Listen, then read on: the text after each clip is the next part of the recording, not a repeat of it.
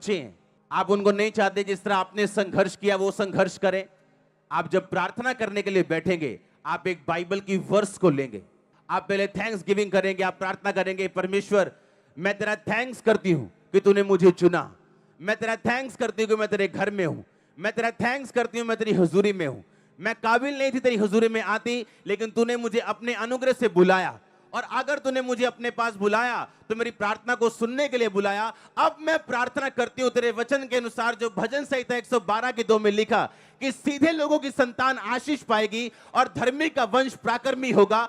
अब मेरे बच्चों को छू और उनको ऐसा छू वो प्राकर्मी बने। अगर प्राकर्मी बनने में कोई भी उनकी गंदी आदत है वो छूट जाए, अगर शैतान उनको तंग करता है वो चला जाए। हे परमेश्वर मेरी संतान को छू और उन्हें प्राकर्मी कर, उन्हें सामर्थ्य कर, ये आपकी प्रार्थना होगी।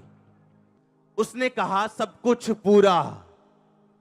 अब आपको इमोशनल नहीं, स्पिरिचुअल स्क्रिप्चुअल बनना है। आमीन। ये चर्च उन लोगों के लिए नहीं है जो बाइबल को सुनने के लिए आते हैं, ये चर्च उन लोगों के लिए है जो बाइबल को खाने के लिए आते हैं। उसने कहा इसे खा ले, इसे अपनी आंतड़ियां इससे भर ले, इसे सुनना नहीं है सिर्फ। बाइबल को क्या करना है? कहता खाना है। वचन कहता बाइबल क्या करनी है? कहता खानी, अपनी आंतड़ियां भर ले, कि जब तू प्रार्थना करने के लिए बैठे तो इधर उधर की बातें ना करे, इमोशनल बातें ना करे, वरन तेरे मुंह से वचन निकले, और वचन से निकली हुई प्रार्थना परमेश्वर वापस नहीं मोड़ता। प्रॉब्लम आज ये है कि चर्च में एक बैठी हुई अच्छी सिस्टर बैप्टिज्म लिया हुआ, पर उसे ये नहीं मालूम कि मेरे बच्चों की प्रार्थना मैं कैसे करूं। प्रार्थना करने का तरीका है कि सबसे पहले वर्शिप से शुरू करो। मैं तेरा थैंक्स करता हूं, तूने मुझे चुन लिया, मुझे अपने पास बुला लिया, कोई मायने नहीं करता मेरी कंडीशन अब कैसी है, पर मैं तुझे जीवित परमेश्वर को जान चुका हूं। मैं जान चुका हूं तू जीवित है, मैं जान चुका हूं एक दिन मैं गवाही के साथ वापस आऊंगा, और मैं स्वर्ग का अधिकारी हूं। मैं जान चुका हूं मैंने साल्वेशन पाली। फिर आप प्रार्थना शुरू करोगे कि बेटा तेरे वचन में ये लिखा, मैं तुझे दीर्घ आयु से तृप्त करूंगा। परमेश्वर तू जानता है कि ये बीमारी जो मुझे है ये मुझे दीर्घ आयु जाने नहीं देगी, इसलिए इस बीमारी को हील कर ताकि मैं दीर्घ आयु में जा सकूं।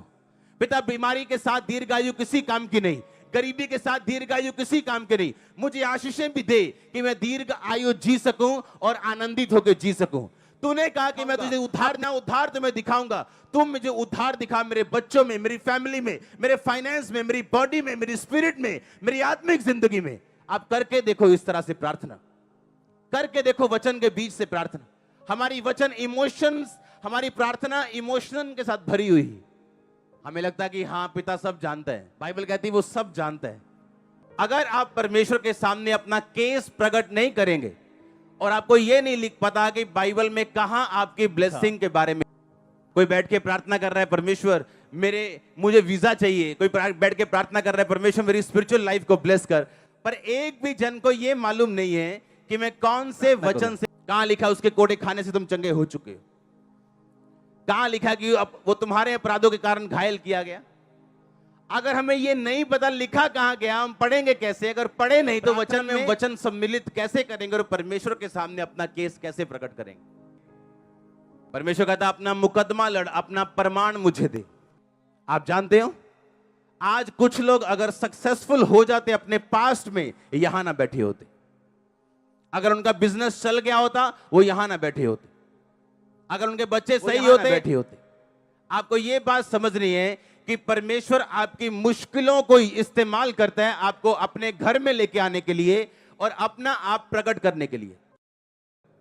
अगर मैं अपनी दर्दों को लेकर रोता, बीमारियों को लेकर रोता, तो अब यहां ना होता। अपनी दर्द को यूज करो, प्रार्थना में उसको बदल दो। हालेलुया। अपने चैलेंज के लिए परमेश्वर के सामने प्रार्थना में बैठो और वचन के बीच से प्रार्थना करो। आप एक नए मनुष्य बन के उभरने वाले हैं, मैं देख रहा हूं अपनी आत्मा में।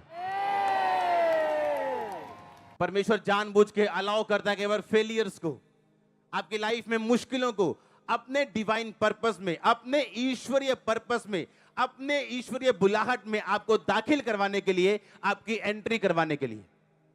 वो मुश्किल जो आपकी लाइफ में है वो एक एंट्री कार्ड है आपका उस प्रोग्राम में जो जीसस क्राइस्ट के द्वारा डायरेक्ट किया गया, और आप उस प्रोग्राम के हीरो।